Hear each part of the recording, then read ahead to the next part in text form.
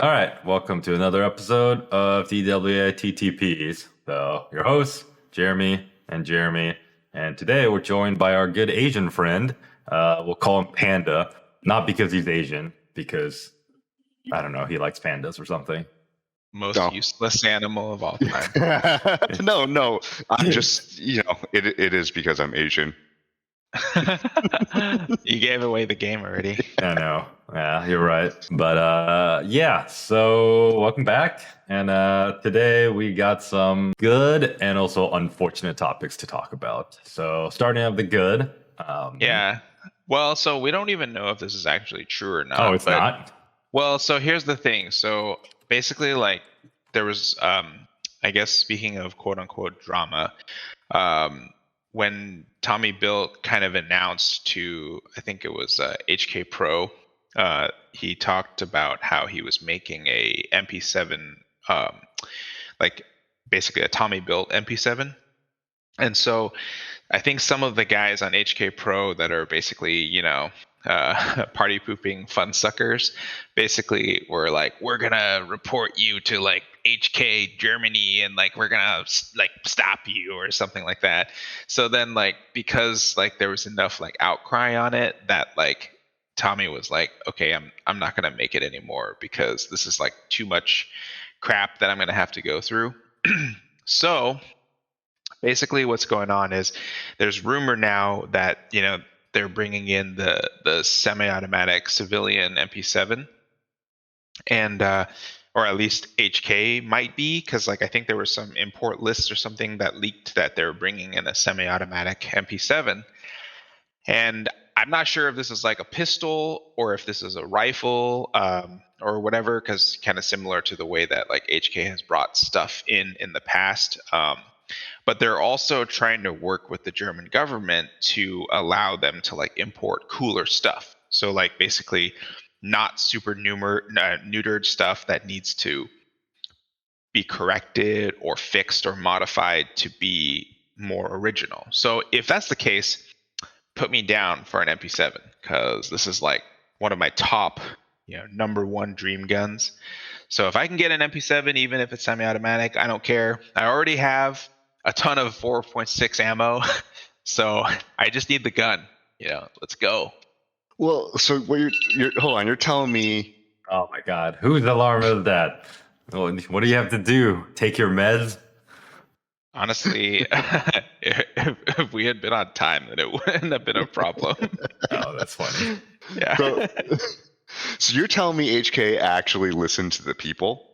People came to them and complained that somebody was going to make a fake MP7, and they're like, okay, well, we'll bring the real MP7 in then? I mean, that's the funny thing, is that like, some people aren't really understanding about what HK has to deal with, because basically in Germany, I don't think you can have an IP if you're a company. Like public IP basically belongs to the German government. So essentially, like if you come up with something, they own it. So you can't just do anything you want with your own ideas. Right, and that's the whole Yeah. issue, right, with HK not bringing a lot of stuff over, because the government says that, well, it's our IP, so we can't. Yeah, we're and they're not like, letting you do well, it. And they also have really like weird laws about firearms too. Like kind of I don't know if this is true, but kind of the government holds HK responsible if something happens with the weapon. So for whatever reason, so that's why HK is like hesitant to like release weapons in like I guess usable configuration, and that's why Yeah. you have like really weird import, like kind of like well, would you get an MP7 if it's like this? I mean, not because of 1639, but Yeah. also like I would, because you could probably Yeah, convert it. you could convert it. Yeah. It looks like it would be an easy Nothing a Dremel conversion. can't solve. It's going to be plastic. You So just cut that Yeah. off. the theoretical rumor is that they will be being imported as pistols. So like that was a joke that they did for April Fools. But if they do import it in that configuration, which I'm also like, I want them to make the one where you can accept the vertical grip. I don't know Yeah. if it's like, is that an attachment or is that built into the receiver? What, the You're talking about rail the or folding one? The classic folding vertical grip. It's built in. Yeah, So so I want them to do it kind of the way the TP9 is done, where it has the hinge mechanism or whatever mechanism it is that you attach the classic vertical grip to, but without the vertical grip. And then if I can just buy the grip and buy the stock and then SBR it, boom. Yeah, that would be pretty cool. I almost feel like it's too good to be true, though, man. They're going to bring it in, and it's going to be MP7 and 9 mil. They better not. Oh my god. actually, I would buy one just to laugh at all the haters. I don't know. I don't think I'll buy one. I think MP7 is only cool because you can't get one. Like the way I see it, I don't know. Again, you guys can chime in, but I don't think it'll be as cool once everybody can get one. So we'll see. I mean, kind of agree. I think it's on it's on two sides of the spectrum because it depends on how much it costs for one thing and how many they bring in. That's so fair. it's like That's realistically, like for example, with the recent import of the SP5s, yeah, a lot of people have them, but at the same time, a lot of people still don't because it's a little bit cost prohibitive still, in the sense that MP5s are still expensive. So if let's say, for example, the entry price on one of these is 35 to 4,000, then that is cost prohibitive enough that people who really like can't afford to spend $4,000 on a semi-automatic subgun won't do it, especially because I think the other part of it is that since it, like, let's say, for example, they are actually importing it in 4.6, people don't want to spend the extra money for a different caliber. So that's another prohibitive factor. So I think that's even going to more limit who actually buys one and who actually uses one. So then, like, and speaking from like, I think I'm the only one out of all of us who's actually shot an MP7, and I love it. Like, it's actually one of my favorite guns to shoot, even in semi-automatic. So in that aspect, I just want one because I've always wanted one. Yeah, I like the platform and the way it works. I have some stuff for it already. So if it becomes available, I am highly interested in getting one for myself. But I also understand like why people wouldn't want to get it, which is where I think there might be a lot of people who won't end up buying it for those specific reasons. Yeah. I'll have to see. I think the price point is probably going to be the biggest thing, and if it's too expensive, yeah, and then it'll be price prohibitive, kind of like the BNT, because the BNT, like the MP9 or the TP9, whatever, it's just too expensive for what it gives you. That's why nobody really has one, and that's why they're still kind of rare. Yeah, like that one, for instance, it's in 9mm, but it uses too much proprietary components and it has a horrible trigger. So basically, like, it's not for the people who, unless they're actually like diehard MP9 fans, they're not going to get one, right? Yeah. Don't pistols? Oh no, that's for size. Because I thought import pistols need to have a certain trigger weight, but I guess that, or a certain trigger. But I just figured it was the fact that it's supposed to be a submachine gun. Oh no, it's bad, definitely. I think the trigger thing you were talking about is not trigger weight, but the shape of the trigger. Because there's something like with the Glocks, like the Glock 19 has that like weird serrated trigger, while the Glock 17 has a smooth trigger from factory. It's something to do with like the size, the barrel length, because it's shorter on the 19. It had to like sum up the points somehow for import by putting a weird serrated trigger on it. It's not the trigger weight. Yeah, I don't know. The ATF just makes weird laws. Yeah, just make shit up. I mean, they literally do. If you ask them an opinion one week and ask them the same thing next week, you'll get a different answer. So that's why you just keep sending letters in. Right. So you keep asking until it's like it's like.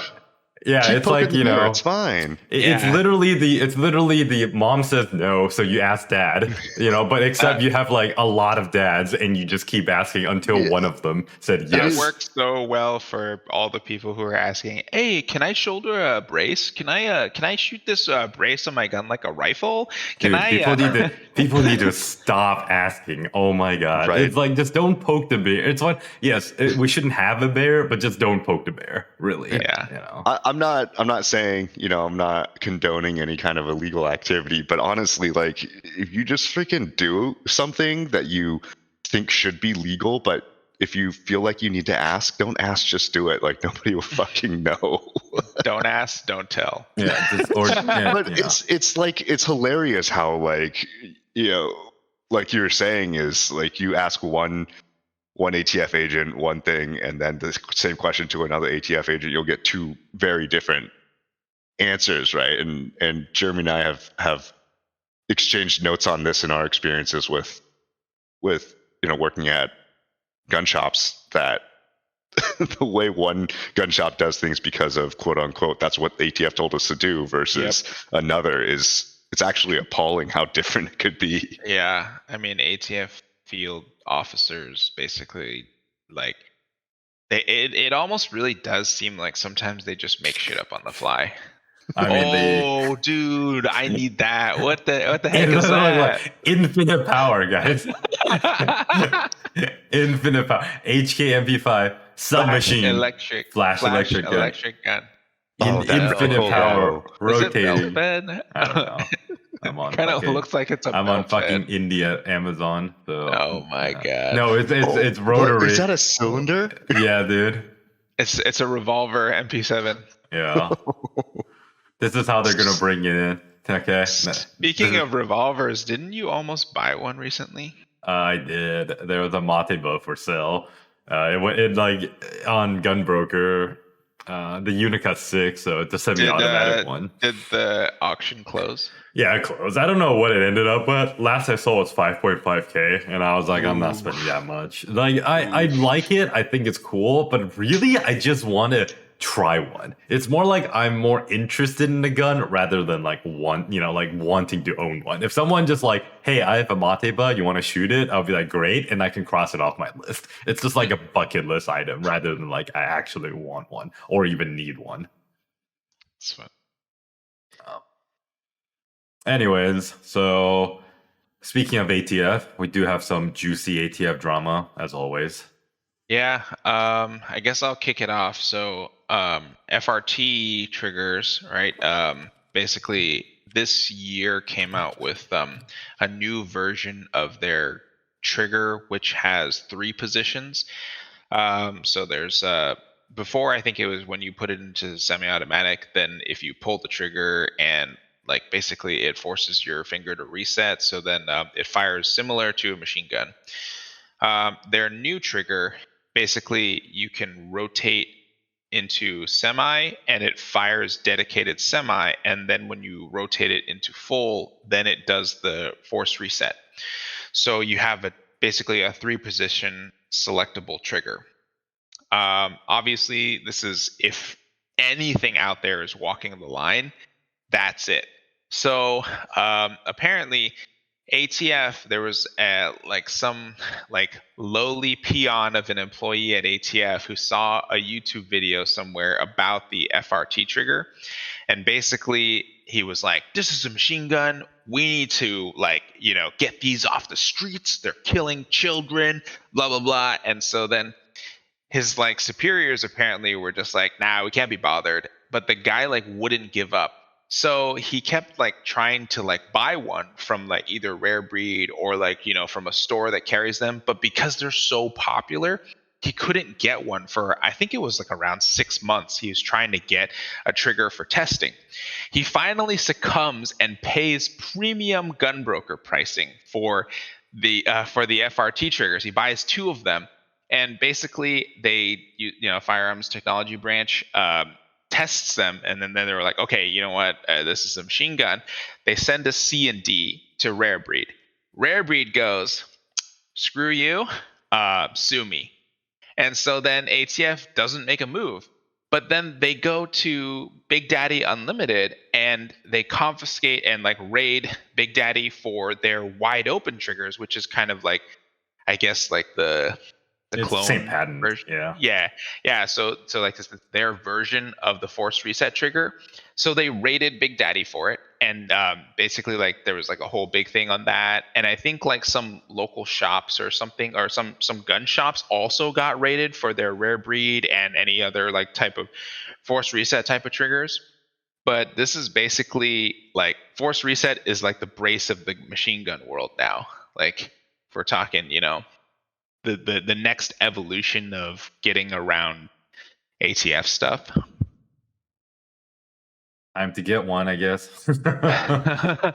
Yeah, but like, do you roll the gambles, kind of like a bump stock or slide fire or whatever? Yeah. Like people end up buying it and then they actually quote unquote banned it, and then. But how many people are gonna like, I guess, tell people they have it? Like, Yeah. for instance, if you like went to a shop, paid cash, and then like you didn't put down any info, then Yeah, especially because like it's harder to like hide that you have a bump stock because well it's on the outside of the gun, but no one will really know, especially if you have the 3-position one. If you just never really use it or click it in, no one would know. I mean, I guess that would be just knowingly breaking the law, but. Well, how would they know? This trigger goes into the third position? I had no idea. So, yeah, whoa! I never tried rotating it that far. It rotates that far? You just broke my gun, bro. Hey, some guns just do that, man. What do you mean? Whoa, Panda! What kind of gun do you have that just rotates into the third position? Knowing you, bud. Okay, just maybe it's broken. I don't know. I'm not saying I own one. I'm just saying. Okay, well, here's the thing. All right, I believe you. If somebody has this, okay, they hear about all this drama going on, they listen to this podcast and they're like, oh shoot, I gotta go get a rare breed trigger, and they go and get one, and these things get banned, right? They become illegal. They're deemed as machine guns.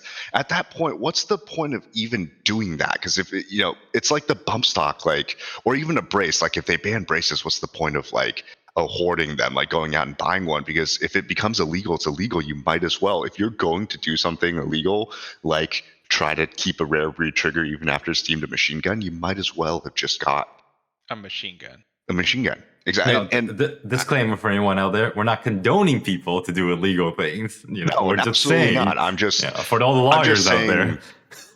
I don't think it's it's not something that's going to get grandfathered in, at least based on what ATF has been trying to do with stuff like this. I guess the tougher part of this is that it's harder to accidentally do it because, like, for example, in the case of braces and stuff, like somebody could easily, like, quote unquote, accidentally assemble an SBR because all of those parts are legal to own separately. Whereas like a machine gun, you have to actually modify the lower, you have to like buy like selector components, like, so basically it's not quite as easy, quote unquote, to accidentally have a machine gun in your hands. You have to like do more knowing steps. Whereas I know a lot of people who because you can buy guns or pistols or lowers that already come with a brace. So if you didn't know better, Yeah, like some people will buy a pistol and because they use regular carbine buffer tubes for a lot of braces now, they would just be like, oh, well, I like this stock better, so I'm just going to put it on there. Or like you can buy like a complete lower and then like a complete pistol upper and then just put them together. Like I have heard of people say that they did that and I'm like, dude, that's illegal, but they had no idea. So basically, like, I think that's a case for basically saying SBR shouldn't actually be a classification for NFA because every single component is legal to own, like, individually and assembled if the gun is configured a certain way. So basically, like, I don't know, I think that's kind of like a BS thing to even continue. Whereas machine guns, you actually have to have specific components that are machined a certain way and you can't buy them easily. You know what I mean? Yeah, no, I agree. I mean, I think everybody agrees that the SBR laws are dumb. I mean, it's a carryover from an attempt to fight organized crime back in the 30s or something. Yeah. And it really shouldn't exist anymore because what are they afraid of? Shortening the barrel isn't really making a gun more deadly or anything like that. Or it's like a lot of gun laws. It's not really effective in protecting the public. It's not realistic. I think that's the problem. No. Like if you want to do it, like like a lot of laws, honestly, and a lot of rules, it should be reviewed or start over. Basically, I'm not saying not have any laws, but it's everything No should be laws, reviewed. yeah. Anarchy. Didn't we do that in Seattle? I feel like we tried that in Seattle. Did that work? Yeah. I don't know. It was you Northwest bros want to say Listen, it's just a summer of love, Oh, instead of Arab Spring is Seattle Spring. It's definitely feeling the love still. Okay. To this day, it's wonderful. So I don't know. I'm interested to see how it turns out, just because I know Rare Breed FRT did reply to ATF saying "fuck you," and we're not complying. Right here it says RTB disagrees with any conclusion which suggests that the FRT-15 can shoot more than one round by a single function trigger. This is not just my opinion. And then they go on to say that it was reviewed by the ATF tech branch, right? So this is interesting, because I think if it develops and they actually fight it, ATF will have to look at themselves and be like, what the fuck are we doing? So at this point, what's really interesting? Oh, sorry, I guess go ahead. No, I was going to say, at this point, it kind of feels like this ATF agent, or these members of the ATF that are giving them shit, are basically just throwing anything they can against the wall to see if anything will stick. Dude, if I know anything about government, he's doing it not because he actually cares. He's doing it because this will land him a nice promotion review, and then he'll get promoted. This is literally all. You know why? Because I do the same shit at work too. I just find something and then make it a big deal, write about it, and look, now it looks my yearly performance review look great. That's all it is. He does. I guarantee you, he doesn't even care. This one ATF agent. He literally does it because it's good. It's a big profile case, and he he's probably gonna thinks it's cool. Yeah. I mean, he'd probably be like, "Oh, this is cool," but he thinks he knows this will give him a big promotion. Yeah. So what I was gonna say is, my God, why do I always forget?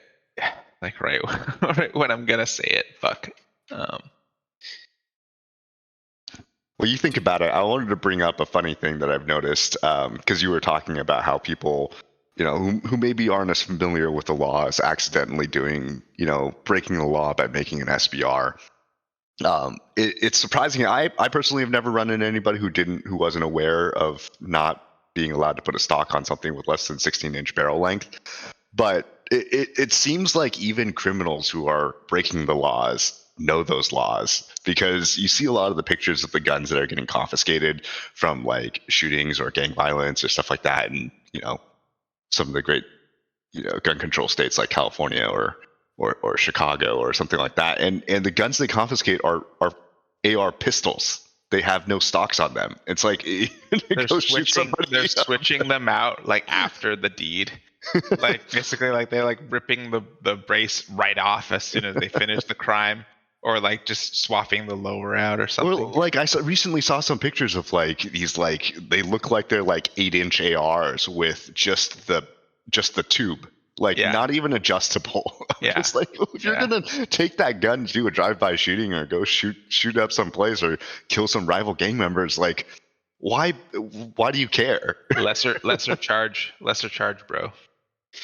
So so basically how I'm not sure exactly how this works, but how before ATF tried to classify shoestrings as machine guns or something like that? Yeah, they did. So how does the shoestring interface with the actual quote unquote machine gun? Do they just tie it around the trigger, or Yeah, so the way it works is it's just looped around because of how the action works on anything with a reciprocating bolt.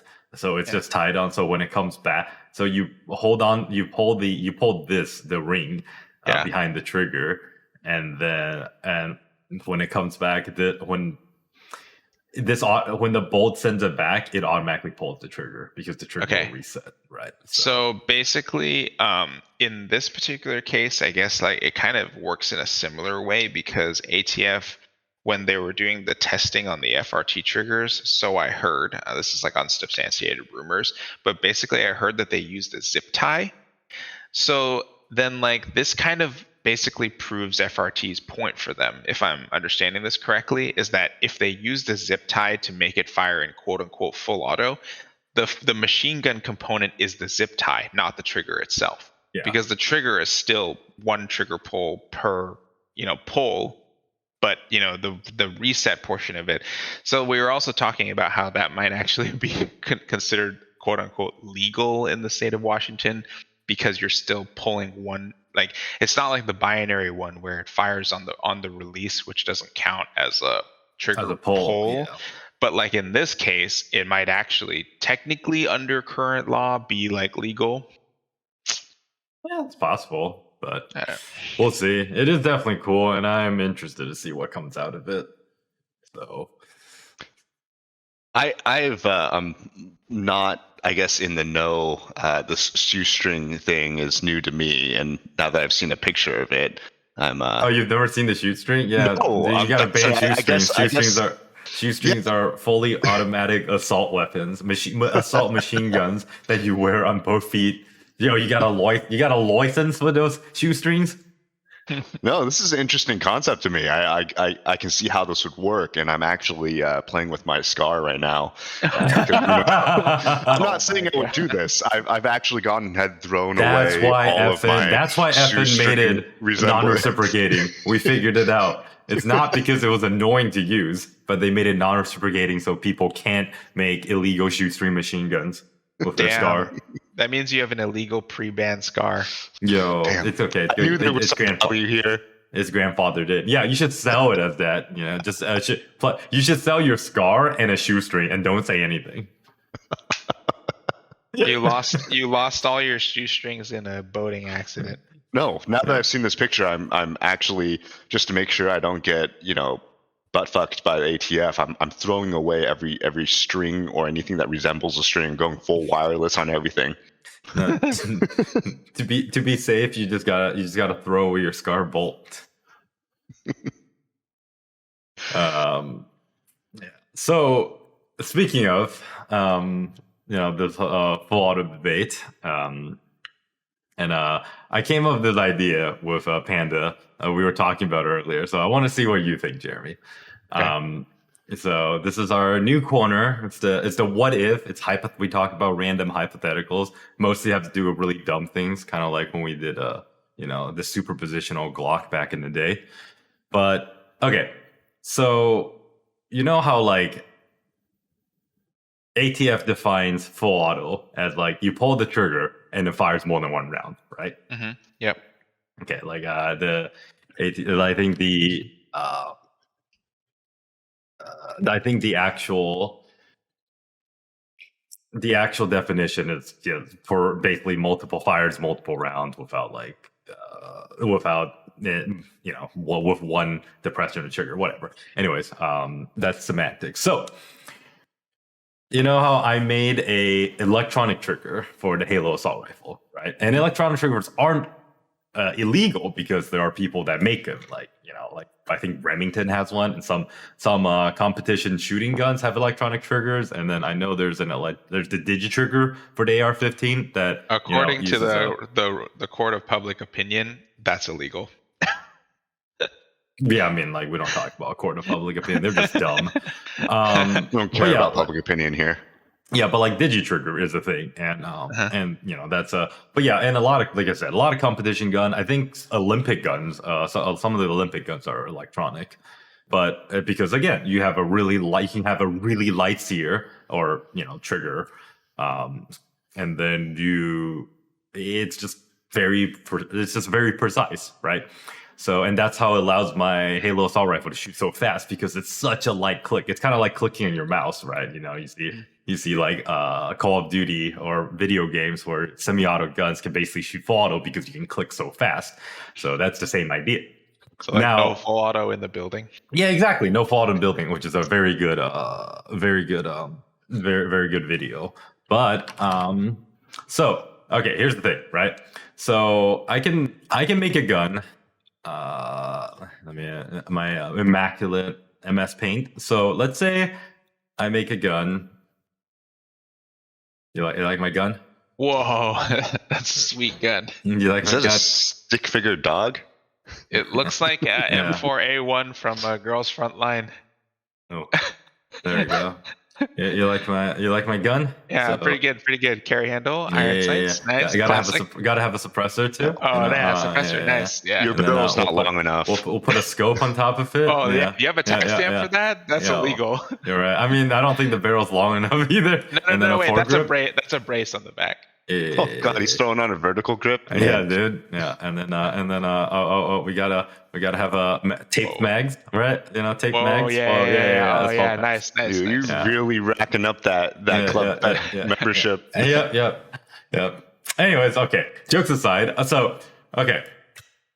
so my thought was, what if I build a digital trigger, whatever. Say it's already been done before, so nothing that weird. But what if because it's electronic, what if I route it remotely? So like into a let's say a mouse or just like any click, right? Or any button, Yeah. and it's just a button that I click, right? Okay, It's yeah. whatever. So here's a button. So I push it right here. Okay, so I fire remotely. I'm still pressing the trigger and firing once, which is it's fine. Like there's no one really. The ATF's not going to question you on that because there are those test bench guns where there's basically no stock. You just fire it. You put it on the ground and you fire. So whatever. Now here's the interesting part. I can click it super fast because it's like a mouse, right? Like you click it I'm playing Call of Duty and then the gun will fire. But if I'm holding it, not a problem. But what if I'm clicking it? Oh, I should caveat. So what I do is this trigger, I click really fast right here, and this will fire the gun. But right here, I make the fake or the original trigger a safety switch. So you know how Nerf guns, the semi-auto or full auto Nerf guns, you have to spool it. So it's basically like having two triggers, right? There's this, you have there's safety trigger, and then you can fire it. So this becomes like a safety trigger. So only when you depress the original trigger or button on the gun will this click fire it. You get what I'm saying? Yeah. Yep. All right. So the remote line only fires when the trigger basically gets it's a consent switch. So what if I just click this like mad? I just click the remote button like mad, and then you pick up the gun, and then you press the consent trigger. So it doesn't matter the order. Basically, either trigger can be depressed prior to the other one to fire the gun. Yeah. But both need to be depressed to fire. But my point is I'm clicking the remote line, like the mouse, we'll call it, like mad, maybe in a different screen, maybe in a different room. It could be a wireless mouse, whatever, right? Uh-huh. So I'm clicking it, or I'm clicking the trigger. Instead of saying the mouse, I'll say I'm clicking the remote trigger, like mad, right? And then you pick up the gun and you press and hold the consent button. I like that you're calling it the consent button. Well, that's what you would call it, though. Or okay, it's either a safety or a consent, right? Or arm switch, basically. If we're going to use basically a button that enables the signal to travel into the actual trigger. Yeah, exactly. It's it's a consent switch. That's all it is. Right. So it's like this is almost like a physics question because it's like a perspective, like from which point of view, because it's if you're in a train from someone outside the train of view, you're going fucking super fast, train speed. But if you're inside the train, you're not moving at all. So if you don't consider the mouse or me clicking the trigger remotely, you just broke NFA. But so this is an RFT trigger, not an FRT trigger. Remote firing trigger. Yeah, exactly. But you see where this gets interesting, right? Because I'm still clicking every click to fire the gun. You're just pushing the consent switch, but you're holding what is the trigger on the gun, even though that's not firing the gun. Did we both break NFA? Did he break NFA? Or nobody broke NFA? This was damn. See? I think, okay, but mechanically, there's nothing wrong with this. There's nothing illegal about it, in my opinion, because Panda says it's okay. Yeah, if you pull you're pulling the consent, you press the consent button, you consent to this gun being controlled by this button, you're not directly firing the gun. So that trigger pull is not releasing or is not firing the gun more than once, because that's not firing the gun at all. Is that a little gun next to Panda? No, that's a thumbs up. It's a really bad thumbs up. Come on. Okay. You know what? I'm gonna say that it's ATF will probably just try to send the C&D, and then the company will just be like, no, sue us. We're not talking about we're not talking about what the ATF would do, because we know the ATF would try to stop this. Yeah. No, I understand what you're saying. This is a fun hypothetical. Yeah, like it's just it's like doable. I can actually do this, this, and I'm just curious, what the viewers basically like. If anybody has an idea, throw down a comment below. But whether this is who broke NFA, right? Or what? Or if they broke an FA, or what makes it a machine gun? Does the consent switch make it a machine gun? Because the consent switch is being held to fire multiple rounds per se.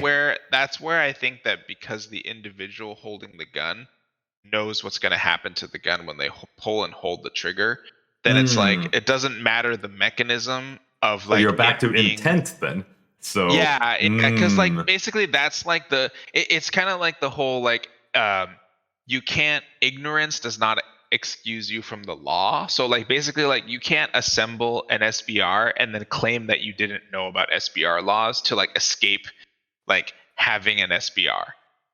So essentially it's kind of like one of those things where it's if you know that when you pull the trigger it's going to fire more than one round, then I think that's where they're going to quote unquote get you if we're talking about whether it breaks NFA or not. But from the perspective of just the pure physics portion of it, no, you didn't break NFA. But once you're actually using it, that's another story, I think. That's interesting. Okay. Yeah, I didn't consider intent because I was just going by ATF's mechanical. Because the other part of it is which is a single trigger pull, because I'm the one pulling, or the remote line is the one clicking once per shot. Yeah, so essentially what I think is that ATF's definition is so broad in the sense that they don't care how it works as long as when you pull the trigger more than one round is firing. They don't care if somebody else is remotely actuating every shot. So basically I think it's kind of one of those. It's one of those semantic things that you're going to argue, but basically what I think is that unfortunately with how ATF views stuff and how the law is quote unquote written, I guess, then basically they're going to be that's a machine gun, right? Okay, go ahead. But just as a thought experiment, it is very interesting in the sense that it's no, you're kind of right in the sense that it's not a machine gun because of how it's explained. It's I get it. But at the same time, it's I think it all comes down to that has to be a factor of it, because it's not you're going to be surprised at what's going to happen when you pull the trigger. You know what I mean? Well, to bring more semantics into it, I guess if I'm pulling that consent switch, I am knowingly. I know what's going to happen. But you're allowing someone else to fire the gun. You're not. It's not really a switch, or it's not really a trigger. It's a switch. Well, my intent is to allow the gun to be fired one round per actuation. Still. Oh.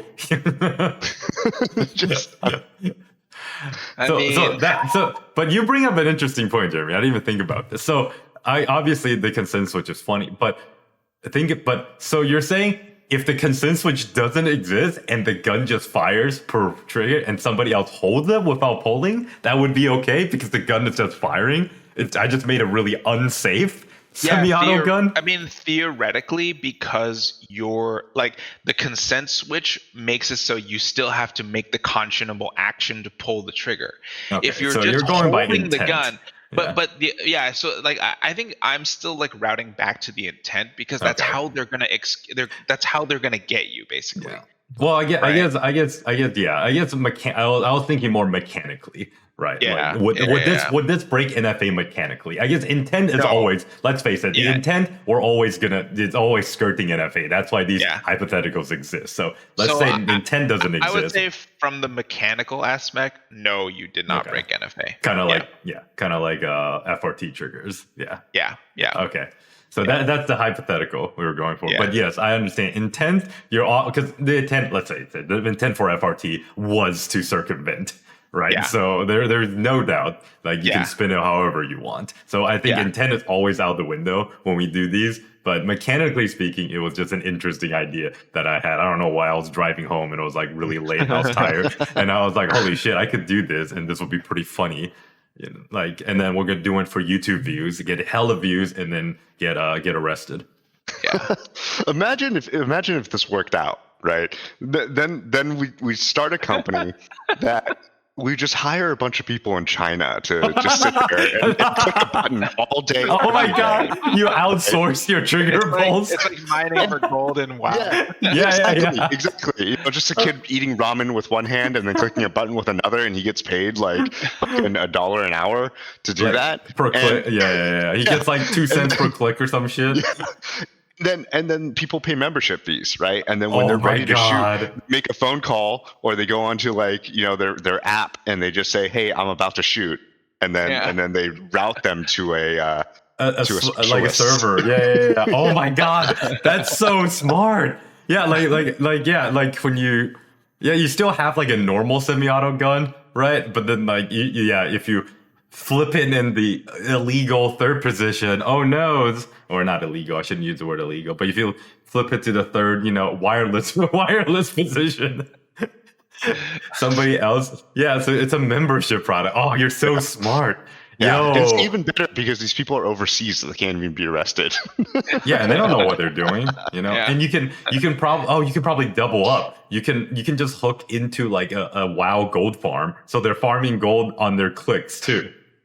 So you're like pulling double duty. Yo. Be like, yo, my like the operator that you connected me to, he's not clicking fast enough. Like this dude must be at like end of shift or something. Yeah. It's like because we're not breaking. Yeah, I mean, like, oh, that's so funny. You just outsource your trigger pulls because it's like I could do this, right? It's like if you want to shoot this, I'll just bring it to the range and I'll just sit down and click madly, and you're just like pew pew pew pew pew pew. Suddenly, gun stops. It's because the guy was scratching his ass. Yo, carpal tunnel, comfort tunnel. Bomb. Oh, dude, I might have to build this as just like concept. Oh my god, that's too funny. So we have Panda, thumbs up, consent switch, and Rito trigger. Yeah, I can't spell remote.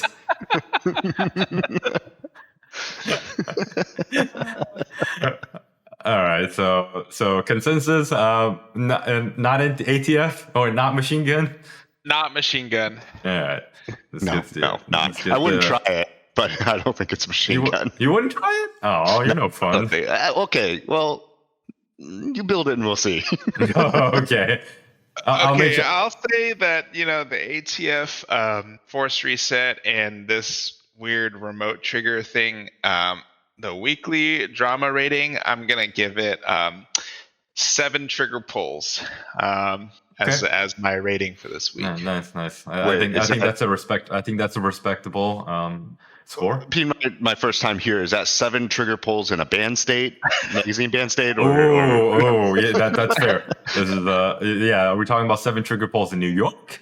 Or Listen, 7 trigger it pulls? really depends on how the rate of trigger pull that the RSO allows. Oh yeah, no, it's the intent of the trigger pull. Like how much intention did you put behind this trigger pull? Like, it was like if it was like limp trigger pulls, or is it like intended trigger pulls?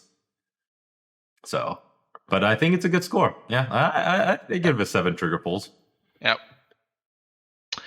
How about you, Panda? What do you think? Oh man, it's hard for me to put a score on this. Just again, being my first time here, don't really know how juicy it can be or couldn't be. I give the first it thing off the top of your head, Oh, I give it 12 consent switches. But how many remote trigger actuations? I'd say no remote triggers, just retome triggers. how many retone triggers? I'd give it a 6 or 7 retone trigger actuations. Okay, pretty good. All right. Well, yeah. Any last piece of words? Now it's time to make our money by plugging Instagram, dwai.videos, where you're going to get some behind the scenes crap and stuff. Really, it's just like shit content. And then this is going to be posted on YouTube. Obviously, you're probably watching it on YouTube right now. So hopefully you enjoyed the video. Put your comments down below on what you think about consent switches and reto triggers, and give us your score and for the week for the drama. And then hopefully ATF backs off so we can have cool stuff. New merch is coming in the new year, so just be ready for that. Got a lot of slap designs and stuff. New patch coming soon. And feel free to hit us up on Discord if you want to chat with us directly. Although, I think we have a low key moderator already that volunteered for himself, I guess. So you can enjoy some interesting conversations in there. And just come and enjoy yourself and don't worry about it. Yeah, that was a good idea. I was going to plug Discord. We keep forgetting to plug Discord. We're bored, so come in and we'll talk more about retome triggers. Yeah. All right. It's actually retome. Oh, you're right. I gotta put a French in it. Retome. Yeah, no, it's retome. Retome and croissant switches. Croissant. Oui. It's not pew pew.